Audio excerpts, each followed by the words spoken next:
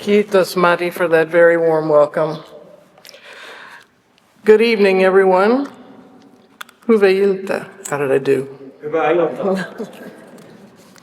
Let me begin by thanking the organizers and the sponsors of the Tampere Freedom of Speech event, including the Pirkanmaan Regional Fund of the Finnish Cultural Foundation, the Foundation for the Promotion of Journalistic Culture, Reporters Without Borders Finland, the Journalism Program at the University of Tampere, the Pan-European Institute at the University of Turku, the Åkerlund Media Foundation, the Finlayson District, and of course, Lännen Media. You've put together a valuable program on a very important topic. We didn't know how important when this happened, when we started, and I'm really honored to be a part of it. As Matti said, the United States has long cherished its reputation as the beacon of free speech and freedom of the press, two pillars enshrined in our founding documents that have endured for more than 2 centuries. Today, it feels like those freedoms are being attacked and undermined like never before. President Donald Trump and his allies have vowed to go after real or perceived critics, and they are moving the immense power of the federal government to do so. Trump has sued the Wall Street Journal and the New York Times over stories seeking billions of dollars in damages. The parent companies of 2 national television news operations settled Trump lawsuits against them for millions of dollars. And Trump administration officials have vowed to crack down even more. Across the country, Americans are wrestling anew with the question of free speech and the real-life consequences of saying or posting things that someone else finds offensive. Constitutional scholars worry aloud that weakening the freedoms of speech and the press place democracy itself at great peril. We all know that instinctively. It is also the conclusion of 2 groups that study democracy around the world. The US-based Freedom House rates people's access to political rights, including free speech and a free and independent media. In their most recent survey, Finland once again gets the highest marks, 100 out of 100. The United States was down on the list, 84 of 100, earning lower scores in several areas, including whether journalists can work without interference or threat. In the report on the global state of democracy, the Stockholm-based group, International IDEA, found that press freedom worldwide had sustained the steepest drop in 50 years. Freedom of expression declined as well. The authors raised alarms about changes in the United States that they believe have contributed to the weakening of democracy worldwide. It is a reminder, they wrote, of the danger inherent in assuming that the work of democracy is ever done. The history of democracy in the United States underscores that point. Democracy is a living, breathing thing with lofty ideals written down, and they regularly bang up against the realities of human beings, our vanities and pettiness, our compassion and courage. Those ideals are part of the First Amendment to the United States Constitution, which was intended to protect people from government interference in 5 important areas. The First Amendment says the government cannot interfere with your right to worship as you see fit, to gather and protest peacefully, and to ask your government to fix problems. It says governments cannot restrict the work of the press, and they cannot squash your right to speak freely. Broadly, those protections extend to anyone in the United States, citizen or not. And they sound simple, but they are not. Following the assassination of a popular conservative youth leader in Utah this month, dozens of people have been suspended or fired, apparently because of what they said or posted about the victim, Charles Kirk, or Kirk's expressed views. Many of the conservatives calling for these consequences were on the other side of the debate not too long ago. They were tired of having their language policed by woke liberals, and they were furious about being kicked off social media by platforms pressured by the Biden administration. Trump took office a few months ago promising to, quote, stop all government censorship and bring back free speech to America. That changed after Charlie Kirk's murder. Even the nation's top lawyer, Attorney General Pam Bondi, invited loud corrections from both the left and the right when she said last week that the Trump administration would target anyone who engaged in hate speech. The next day, she backtracked, saying what she really meant was that she would go after people who threatened violence. She did not, however, amend her comment to Fox News that people who said bad things about Charlie Kirk after his murder should be punished. It's free speech, Bondi said, but you shouldn't be employed anywhere if you're going to say that. And employers, you have an obligation to get rid of people. Now, the First Amendment would seem to protect government employees from being fired.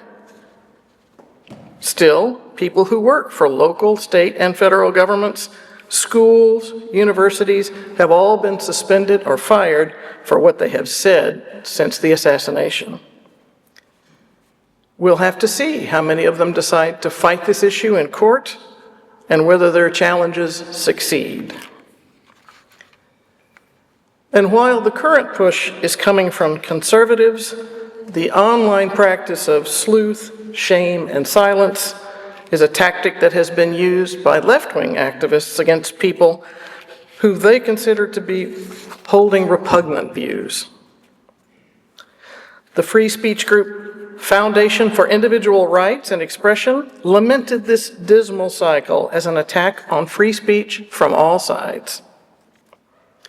The group's vice president, Adam Goldstein, wrote that when we cancel everyone who offends us, we only create a society where people are afraid to express themselves.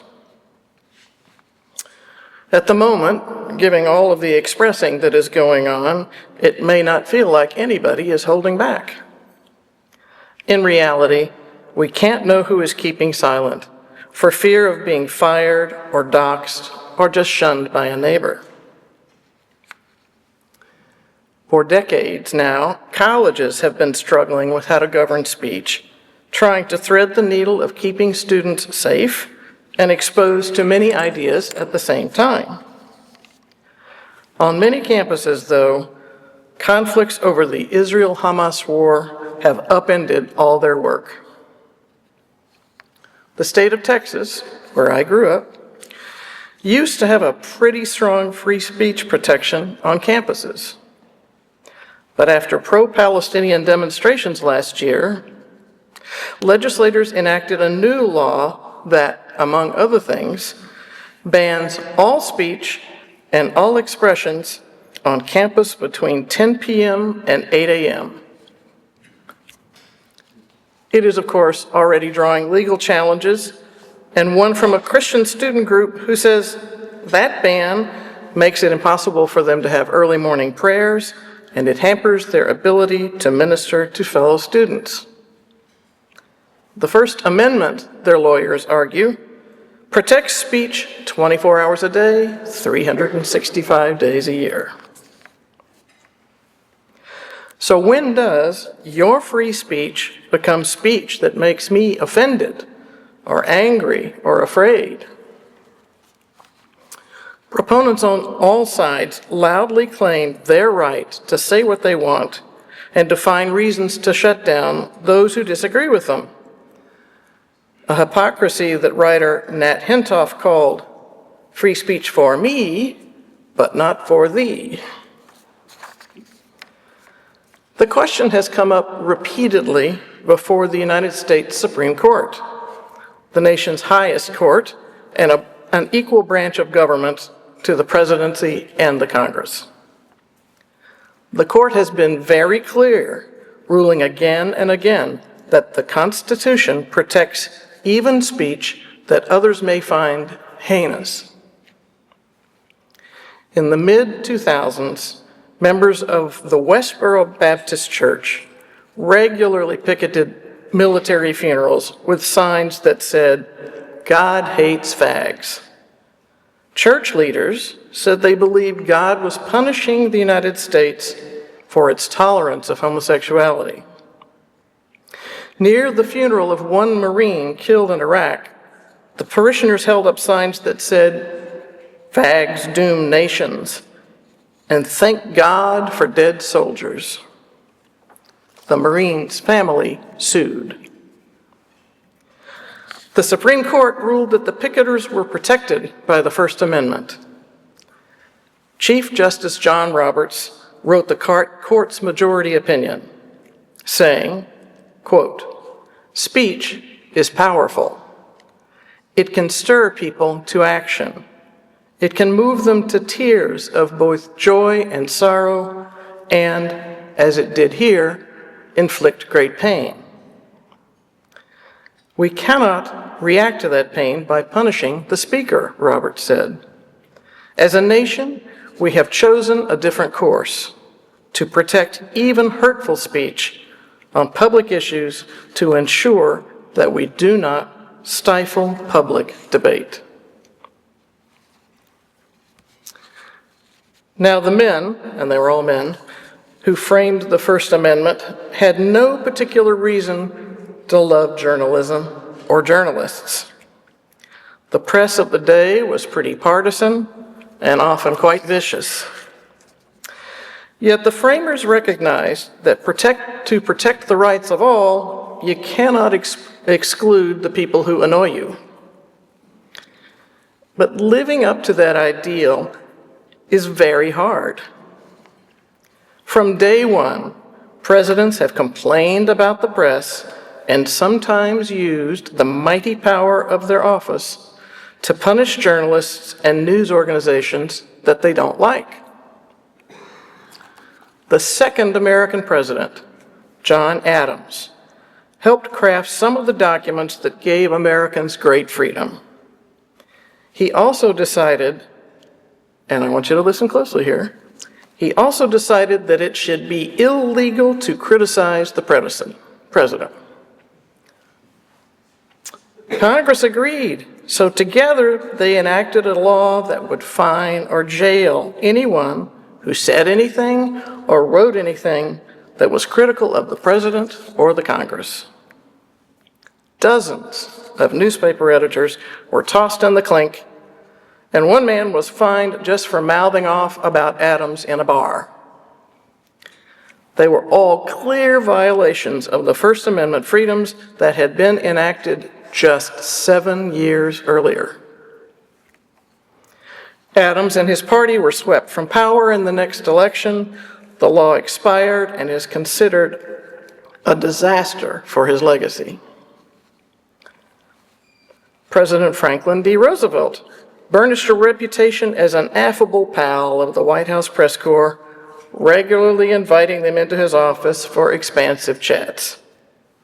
He also deeply disliked the newspaper owners who opposed his policies, complained about their poisonous propaganda, and sent federal tax inspectors to dig into their businesses. A generation later, President Richard Nixon did the same thing to reporters whose stories he felt were not sufficiently flattering. Never forget, he said in 1972, the press is the enemy. The press is the enemy. More recently, President Barack Obama spoke frequently and glowingly about the importance of a free press and how much he valued the work of journalists. He also tried to put more journalists and their sources in prison under the 1917 Espionage Act than all of his predecessors combined. On Obama's watch, the FBI secretly seized hundreds of phone records for Associated Press reporters and offices.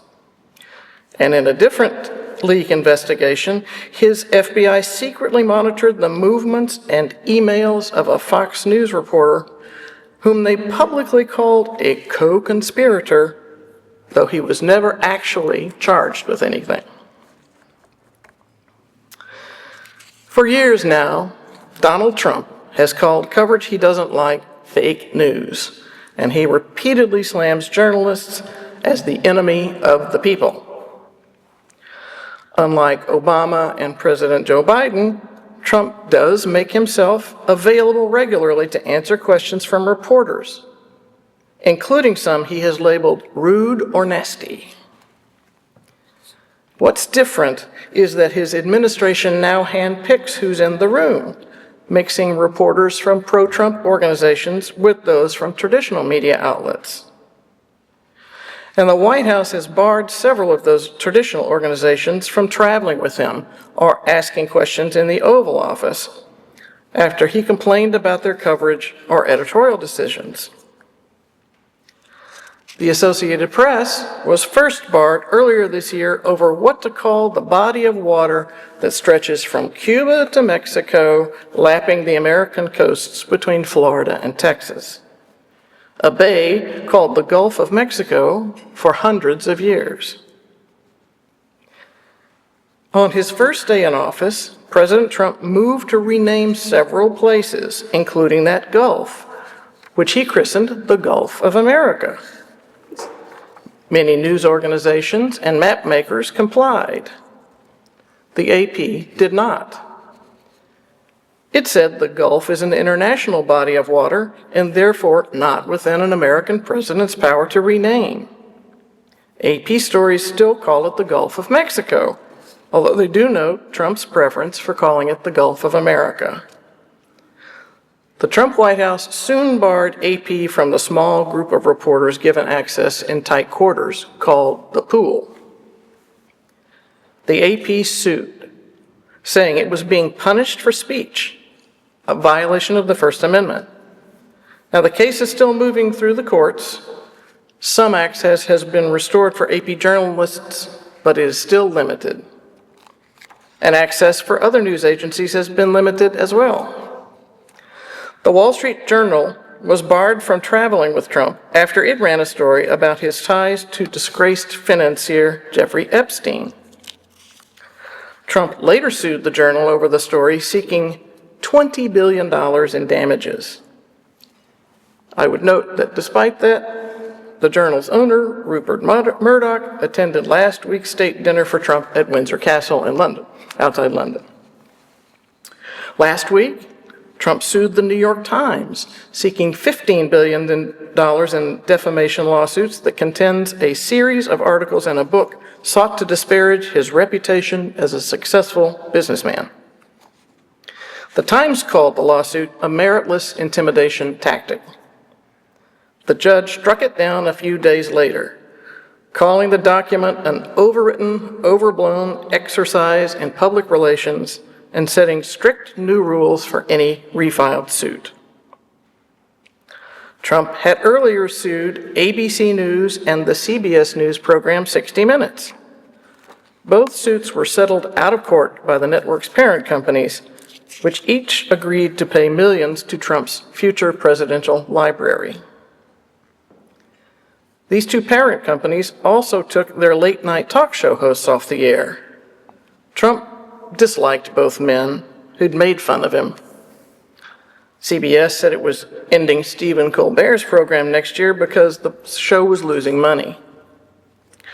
ABC said yesterday that it had suspended Jimmy Kimmel because it felt some of his comments about Charlie Kirk were insensitive or ill-timed. The suspension happened hours after Trump regulators vowed to take action against ABC and its parent Disney because of Kimmel's remarks. Two of ABC's biggest local broadcast partners then pulled the show off their stations, and the network acted soon after. Now, late yesterday, ABC said Kimmel's show would return to air tonight, so we'll see what happens next. In this whirl of name-calling and restrictions and lawsuits, what are news organizations doing? They are doing their jobs. They report what the administration is saying, but more important, they are digging into what the administration is doing, explaining what that means for the average people and for the world at large, and they are breaking stories right and left. Some of the best journalism in a generation is coming from the Wall Street Journal, the Washington Post, the New York Times, the Associated Press, Reuters, ProPublica, CNN, The Atlantic, and many more. I started making a list of all the groundbreaking stories that they've done, but I had to stop because I'd still be telling you about them by lunchtime tomorrow. Now, not long ago, Facebook founder Mark Zuckerberg complained that during the pandemic, the Biden administration had pressured his company to take down some content about COVID and the 2020 election. The White House argued that tech companies should do more to make sure that what they share on their platforms is not misleading or demonstrably false. With hindsight, Zuckerberg said, he now believes the pressure was wrong and he would never yield again. This is familiar ground for those of us in the news business. We work hard to make sure that what we publish or air is accurate and is as fair as it can be. That's our job. And we don't want the government officials looking over our shoulders with a figurative editing pencil. Yet it feels like that is exactly what Trump and his allies would like. They are sounding very much like President John Adams, who disastrously tried punishing Americans who criticized him. Free speech for me, but not for thee. There may be some smidges of hope. There are two new polls out just last week that show Americans are really unhappy about all this vitriol. Republicans, Democrats, independents, they want some civility back. And a lot of conservatives are warning that the Trump administration shouldn't overreach the way liberals did. What happens next depends on organizations and the people who are fighting to preserve their freedoms. All those other presidents who sought to erase constitutional freedoms got a fight, often after a big public outcry. Now, we've been talking about the United States, but the lessons are there for every other country that enjoys these freedoms. How then do we protect them? I believe Finland's famous emergency preparedness program gives us a great roadmap. Don't wait for a crisis. Get ready for it.